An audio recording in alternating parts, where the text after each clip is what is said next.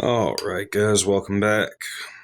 So, today, what we're going to be covering is we're going to be going over use of space. So,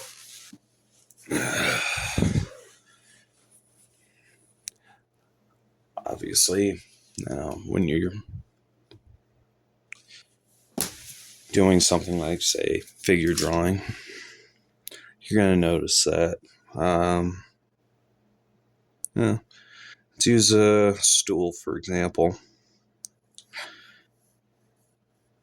We'll draw an ellipse.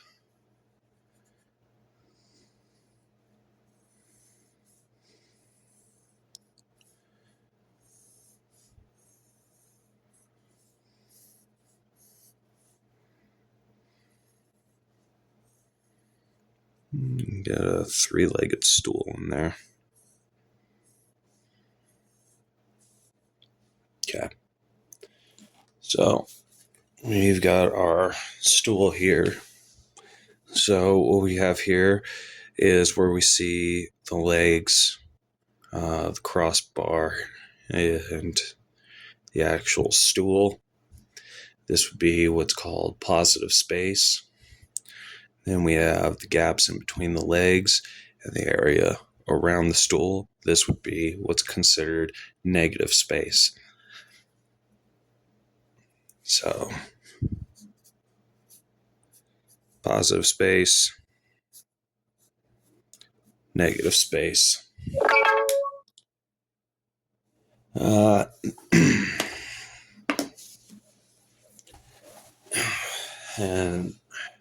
understanding how this works is kind of how you train your brain to create an image, gives it more depth, so to speak. So,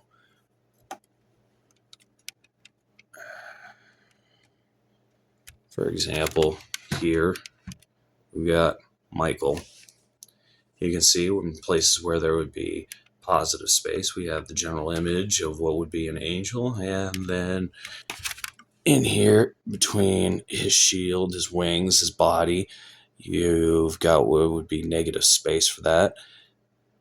This helps create an impression of where the depth is for this and an idea of how much more exists within the world.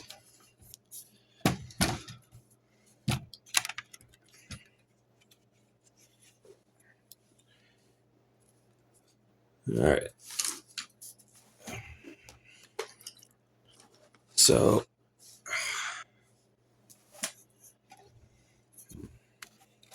okay. Things are going to annoy me.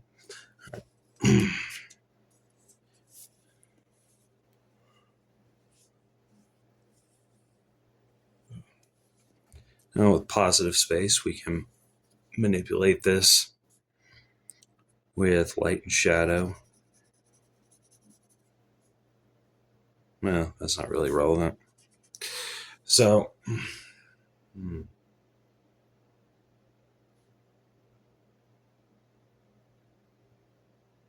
honestly, I really didn't have very much for this one. But, yeah.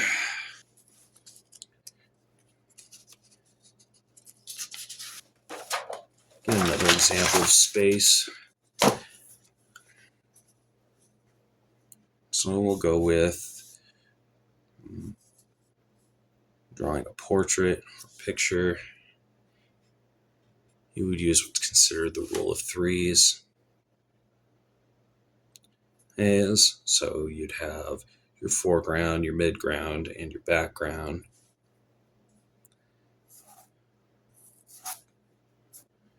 So here you'd have your foreground. It's generally stuff that's going to be way up here in the front. And you're going to have your midground. This is going to be stuff that's a little bit further to the back. And then you're going to have your background. This is obviously all the stuff that's going to be happening in the back. Then it's going to follow sort of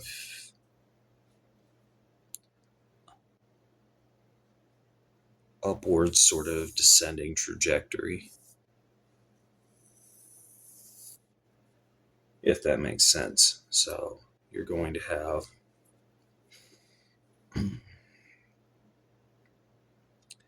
everything in relation here in the foreground. So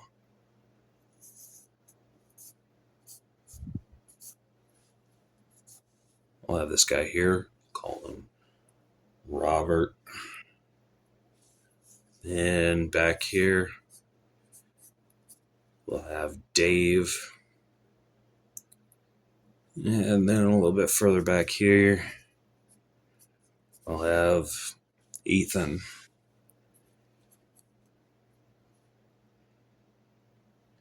So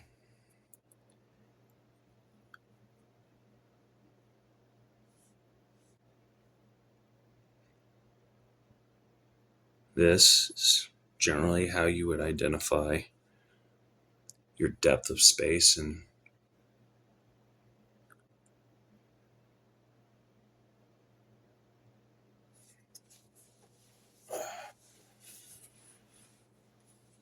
when you're doing a preliminary sketch or planning out a drawing, this is usually a good idea to try and figure out when you're trying to map out how everything's going to work.